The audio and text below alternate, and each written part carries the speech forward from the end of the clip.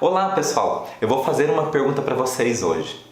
Qual é a relação que existe entre a religião, o rei, o lobo e o seu joelho dolorido?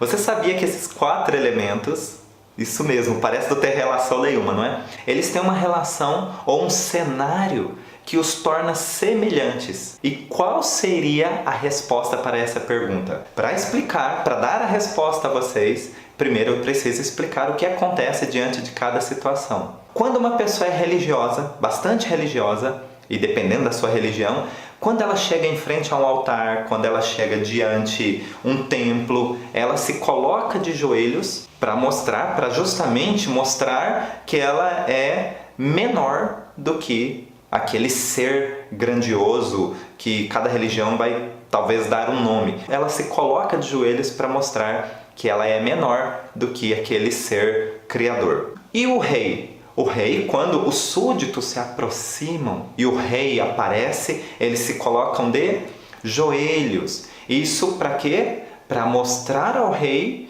que eles são menores do que aquela autoridade que está diante deles. E o lobo? O lobo, quando ele encontra um novo território e ele não quer lutar, ele não quer confrontar, ele não quer ter uma disputa territorial, ele se coloca de joelhos diante do lobo alfa para justamente mostrar que o lobo alfa é o chefe e ele não está querendo de forma alguma uma afronta ou uma luta. Ele se mostra menor do que o chefe do clã.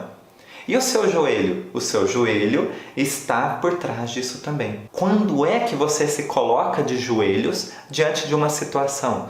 E isso, colocar-se de joelhos, pode ser real, pode ser simbólico, pode ser imaginário, pode ser virtual. Então, real é quando você realmente se coloca de joelhos diante de uma situação. Você coloca o seu joelho lá no chão.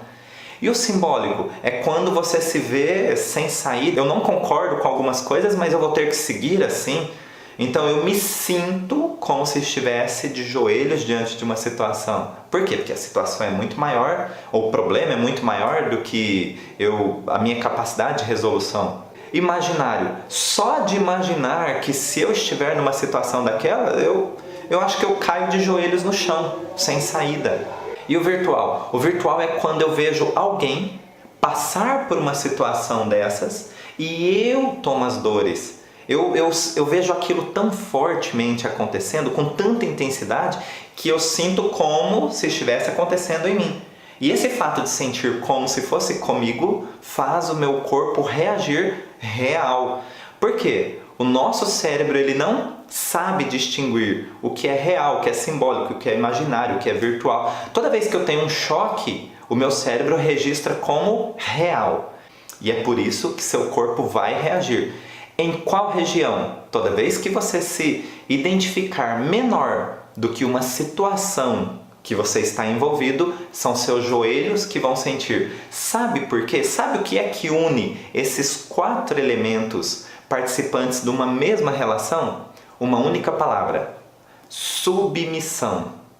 A palavra submissão mostra que você é menor, ou pelo menos se sente menor, do que a situação que você está envolvido.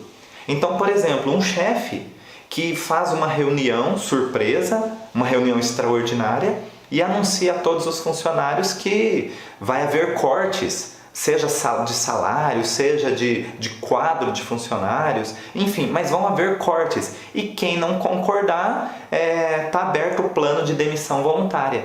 Então, olha só, você é pego de surpresa, você tem uma situação de choque, que você recebe uma informação, e diante daquela situação, você se sente submisso. Por quê? Ou eu aceito, ou eu tenho que me demitir. E nenhuma das duas situações convém a você. Então, quando você se sente submisso diante de uma situação que foi impactante, inesperada, são seus joelhos que vão dizer para você que você tem um conflito. E agora, o que fazer com isso? Justamente, eu estou aqui para dar algumas dicas para você. Quando você começa a ter dores no joelho, você precisa se perguntar: quando começaram essas dores? E aí você vai buscar numa linha do tempo o início dessas dores e o que é que aconteceu de impactante, inesperado, ou seja, que choque que aconteceu na sua história pouco tempo antes de iniciar os sintomas. Detalhe, tem que ser um choque com esse cenário, com essa palavra dentro da sua história. Submissão. O sentir-se submisso, adivinha qual parte do corpo que vai expressar esse estado? Seus joelhos. E são eles que vão dizer para você, olha, é hora de tomar uma atitude, porque senão você vai sendo avisado cada vez mais intensamente. O que significa? Uma dor no joelho que doía de vez em quando com uma atividade física, agora pode começar a doer constantemente. E assim por diante. São sintomas que vão aumentando para dizer para você que hora que você vai reagir para sair desse estado de submissão. Então, baseado nesse comportamento do nosso organismo, é que nós elaboramos algumas dicas para que você não tenha mais dores nos joelhos. Então você já identificou qual foi o cenário da sua história, quando começaram esses sintomas. Então você já identificou qual foi o fator causal que iniciou todo esse processo do seu organismo dentro de um estado de submissão, de sentir-se de joelhos. Lembrando que isso pode realmente ser real, simbólico, imaginário ou virtual, mas o seu cérebro registrou como real e é isso que importa. Então nós precisamos de uma atitude. Essa tomada de atitude refere-se a você atualizar-se no tempo presente. O que isso significa? Há 3 meses atrás eu me senti submisso diante de uma situação e isso me acompanha até hoje, porque eu ainda estou no mesmo trabalho, eu ainda estou nas mesmas condições e eu ainda me sinto de joelhos diante dessa situação. Você precisa tomar a consciência de que naquele momento você foi pego de surpresa e por isso teve dificuldades em reagir. E ser pego de surpresa significa uma nova experiência. Você não tem um histórico de lembranças para você tomar um exemplo e repetir uma solução. Se você é pego de surpresa, você vai ter que reagir diante daquilo pela primeira vez. Naquele momento você teve dificuldades, mas agora, 3 meses depois, ou 3 semanas depois, ou 3 dias depois, não importa. Hoje, no tempo presente, é um novo momento. E nesse novo momento, já baixou um pouquinho mais a poeira e você precisa apenas tomar uma atitude para sair do estado de submissão. Não significa sair do trabalho, não significa fugir do fator causal da sua história. Significa tomar uma atitude para que você não se sinta mais dentro de um contexto de submissão.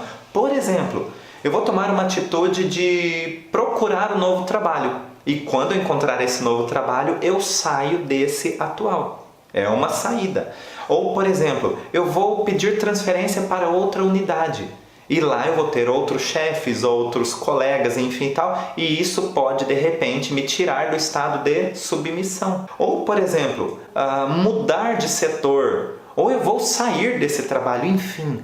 Você precisa fazer um movimento que tire você dessa inércia, desse estado de submissão. E só ficou registrado porque você foi pego de surpresa. Mas agora o tempo passou, ou seja, não é mais surpresa para você. O que faz você sair desse estado? E uma ação onde você se sinta valorizado. Ou seja, talvez você não vai resolver todos os seus problemas, mas você também não está parado. E isso deve ser reconhecido por você mesmo. Esse estado de movimento. Porque você é capaz de virar a página da sua própria história. Quando você reconhece de onde veio, quando você reconhece que hoje é o tempo presente e quando você reconhece que não é mais surpresa para você, você já começa a ir para um novo nível. Esse novo nível pode ser um movimento bem pequeno ou um movimento maior.